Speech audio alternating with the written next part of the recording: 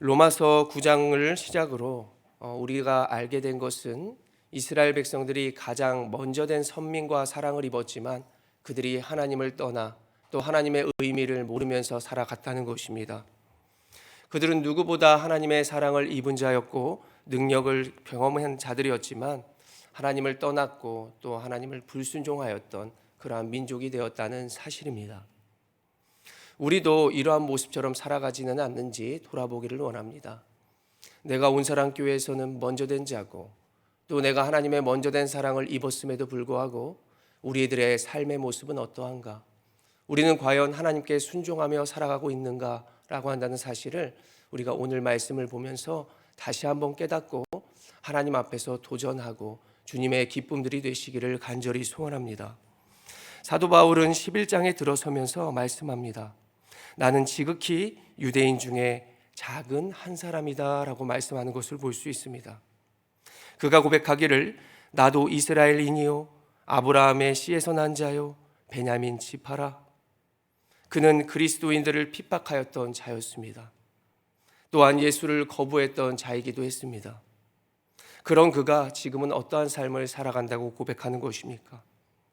하나님의 은혜로 내가 먼저 된 자가 되었지만 하나님, 나는 하나님을 떠나지 않고 하나님의 사랑을 입은 자로 나아왔습니다. 그러면서 그가 말하기를 자신의 동족들을 바라보면서 아파하고 있고 슬퍼하고 있는 모습, 하나님의 뜻대로 나아가지 못하는 그 이스라엘 백성들을 생각하면서 자신의 이름이 지워질지라도 하나님 그들을 구원하여 주십시오 라고 하는 모습으로 나아가는 것을 우리는 살펴볼 수 있습니다. 그런 그에게 하나님은 모든 상황과 심판 가운데서도 남은 자들이 있었다라고 한다는 사실을 보여주셨습니다.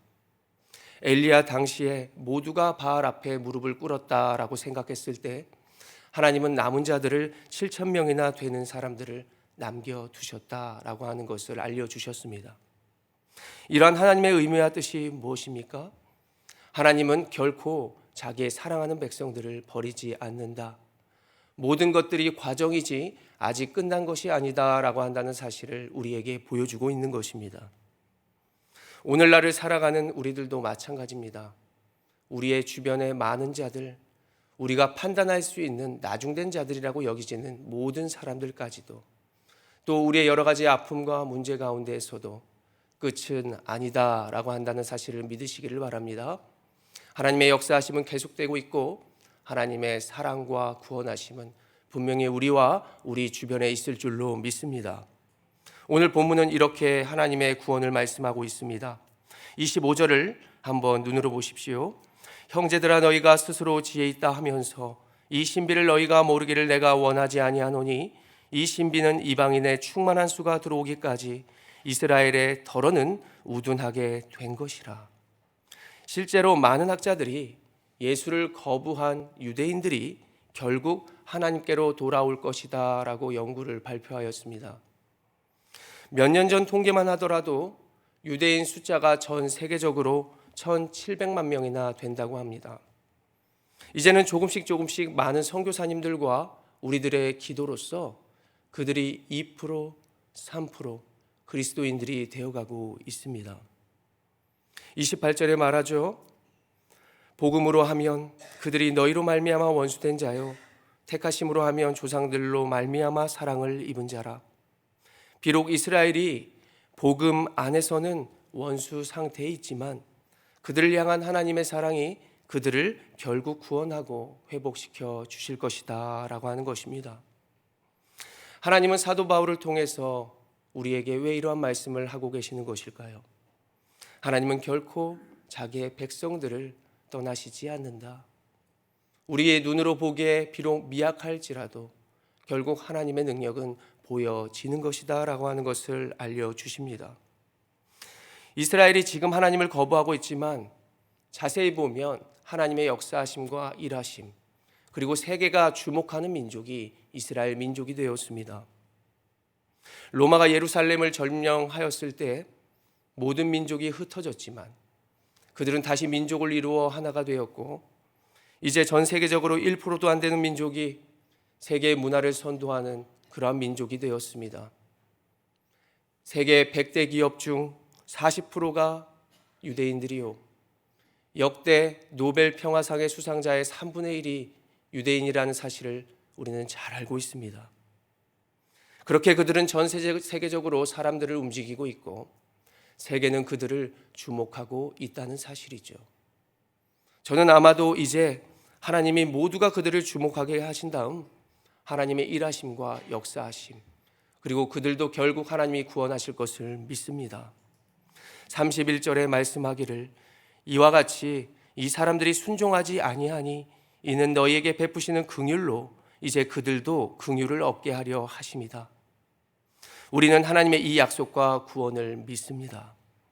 성경을 보면 하나님은 구약의 선진들과 약속들을 통해서 남은 자들을 통하여 바로 우리들을 통하여 구원과 하나님의 사랑을 보여주고 계십니다.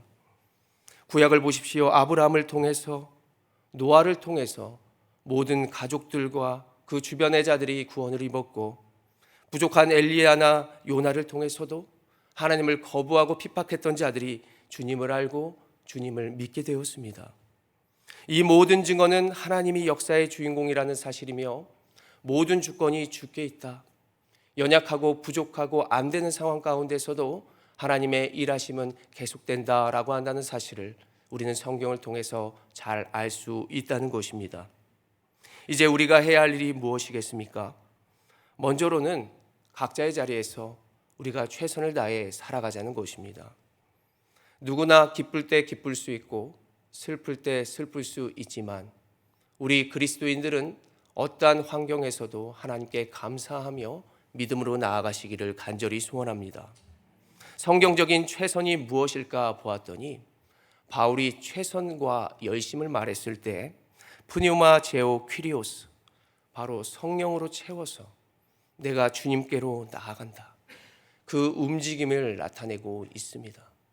나의 힘과 능력이 아니라 하나님의 힘과 능력으로 내가 가만히 나만 위해서 살아가는 것이 아니라 주님께로, 주님과 함께 살아가는 것, 이것이 최선이다라고 말하는 것이죠.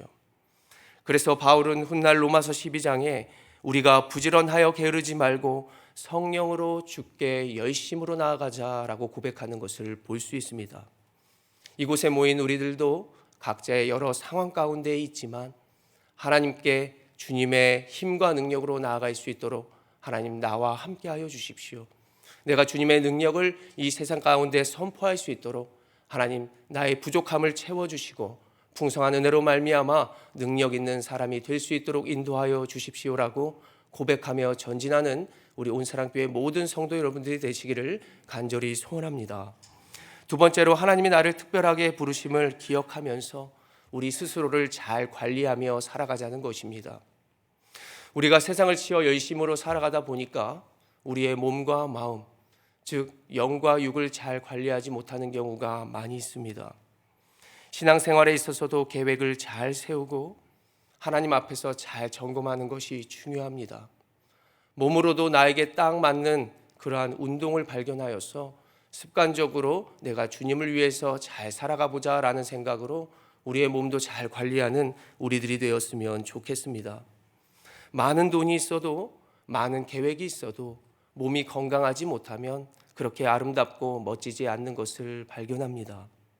수많은 사고와 질병들을 우리가 막을 수 없지만 하나님께 은혜를 구하면서 주님이 주시는 인생과 호흡이 닿는 데까지 하나님을 향한 열심으로 나아가며 우리가 우리 스스로를 잘 관리하는 모든 성도 여러분들이 되시기를 바랍니다. 분명 잘 관리한다는 것은 우리의 힘과 노력으로만 되는 것은 아니겠죠. 그래서 우리가 오늘처럼 습관적으로 하나님 앞에 나와서 하나님을 예배하며 하나님 내 스스로를 어떻게 관리할까요? 하나님 이렇게 바쁜 가운데서도 내 몸을 어떻게 관리하며 주의 영광으로 살아갈까요? 라고 질문하면서 하나님이 주시는 지혜로 지금의 여러 부족한 상황일지라도 우리 자신을 잘 관리하며 나아가시기를 소원합니다. 이제는 남을 판단하기보단, 환경을 불평하기보단 우리가 분명히 하나님이 주신 것을 우리가 잘 생각해 보면서 더욱더 기도하며 겸손하고 두려운 마음으로 하나님의 사명을 잘 감당하셨으면 좋겠습니다. 모든 영광을 하나님께 돌리며 더욱더 성숙한 성도들로 살아가시는 우리 온사랑교회 모든 성도 여러분들이 되시기를 간절히 소원합니다. 기도하겠습니다.